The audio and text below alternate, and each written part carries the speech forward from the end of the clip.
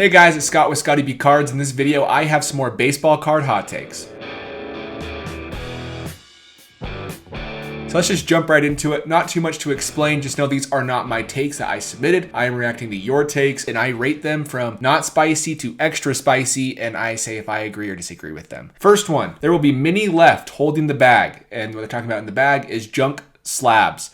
Yes, that's already happening. I already am holding the bag myself. I have a PSA order that was sent out in October of last year that should be finished in, who knows, a month. And in that order, I have a bunch of Kobe White cards. I have a bunch of, I don't have Tyler Hero, luckily, but I do have some other players that aren't worth much. The players aren't bad necessarily, but the market cooled off on them, and I'm holding some cards that potentially are worth 10 to 30 bucks in a 9 and maybe 30 to $50 in a 10. And those were $100 to $200 cards at times. So yes, this is true, and I think a lot of people are going to be in trouble with it. And I don't think they're junk slabs necessarily. I just think the market is back to normal and people are buying what they're worth. And it is what it is. High pop cards don't have as much value as low pop cards. I like it. Next up, this one's actually pretty hot. I had to think about it. In 100 years, all cards from the modern era will be considered garbage. The reason I say no is because 100-year ago cards, now 1920s cards, are still worth money. And when I think about it, yes, they won't be worth as much because there'll be a lot bigger supply. I don't think that cards will be worthless necessarily. I think 100 years from now, a Mike Trout 1-of-1 rookie card is going to go for $100 trillion billion because inflation will hit and the cost of cards will be more expensive. But I don't think that every card we care about now. I actually have a Wander Franco Bowman Chrome Refractor. That probably won't be worth much in 100 years. But overall, there will be some that are worth some, but we won't live that long, so we won't have to worry about it. All right, the next question. Market is about to tank in November. Let's define tank, because if we look at the market, let's say it drops 10 to 30% for some players and some cards. Let's say it's 5 to 10% for other players and other cards. That could be a tank. I don't think we're going to see a full-on, our card collections and values are down 50%. I don't think that's going to happen. But there is a chance that there are some buying opportunities and not some selling opportunities. If you don't need the money, don't get out of players you believe in, because that's a good way to be sad 6 months later when whatever player you sold is now having a great year in baseball. After that is SGC will take over the grading market. This is a pretty hot take, and I don't really think they're ever going to be the main grading company in the market, but in some sense, they have already taken over the market when you consider they're being spoken about by a lot of people. I never considered grading with SGC until the last 6 months, and I'm happy with them. I've had 3 orders completed by SGC, and it's fine. Like, yeah, the resale value is not quite as high, but I'm able to get cards back in nice slabs and sell them easier than if they were raw, and for more money, potentially, if the card's in better condition than what somebody would pay for in a raw card. So in some sense, they're kind of already taking over the market when you consider like the public eye on social media, but they will never beat PSA or Beckett in my personal opinion, just because that's a really tough thing to do. But the market is strange. Who knows? HGA, SGC, CGC. I don't think CGC will, or CSG. I don't know which one it is for sports cards. I think it's CSG.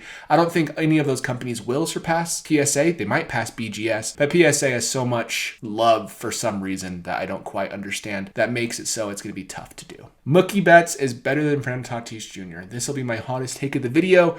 As of right now, I do think Mookie Betts is better than Fernando Tatis Jr. I know Fernando Tatis Jr. had a much better year than Mookie Betts. Mookie Betts had a hip issue that kind of made it so he wasn't a great defender. He still finished with positive defensive WAR and outs above average, but overall he was not the same player. He couldn't really pull the ball for about 2 months, and that's why his home run numbers were down. He was in the National League where he had a pitcher batting in front of him for the first time. Last year in the NL, they had a DH, so he had less RBI opportunities. A lot of these things made it so Mookie Betts had not as sexy of a year as Fernando Tatis Jr. But Mookie Betts still finished with a 4.2 WAR, and Tatis is about, I think, 6.5. So it's not like Tatis was that much better. And if we look at Mookie Betts, here's Babe Ruth, Carl Yastrzemski, I think this is Rogers Hornsby, Barry Bonds, Mickey Mantle, Stan Musial, Ty Cobb, here's Honus Wagner. Oh, there's Mookie Betts. He has one of the best seasons of all time. In his 2018 campaign, he had 10.7 WAR, which is 22nd all time, and just barely, if he had a couple points more, it'd be 11, he'd be in the top 20 all time. That's an all-time great season. He has that potential. And if you look at his numbers, it wasn't just a one fluke year. He had 9.5 WAR in 2016, which is also extremely high. His worst years, he has about 6 to 7 WAR. This year he had 3.6 WAR, but that was actually number 1 in baseball because it was a shortened 2020 season. And overall, in his worst year of his career, because of injuries, he has 4.2 WAR. Only played 122 games. If you put that over 162 games, it's actually right around 6, maybe a tiny bit less. So Mookie Betts is a great player. So I just want to remind you of that because Tatis, he's a different type of player. Mookie Betts is a fantastic defensive right fielder. He actually is second or third all-time in defensive WAR, but he could easily become the #1 defensive right fielder according to defensive WAR all-time next year. And so it's one of those things where he's an all-around player. He's great in the base paths, he's great in the outfield, he's a relatively good bat. He has 134 OPS plus with the potential to be much higher, like his 147 here, 186 here. He has 2 top 2 MVP finishes with an MVP win right here. Gold Gloves every single year he's played. That probably won't happen here. Tatis hasn't proved it quite yet to me. Could Tatis become better than Mookie Betts? Yes. When it's all said and done, will Tatis be a more exciting player? Probably. Will he have more rings? Probably not, because Mookie has 2, and potentially could get 3 or 4 with the Dodgers. So that's my hot take. Tatis had a better year, but I still think Mookie Betts is a better player. BGS True Gem Plus are better than PSA 10s.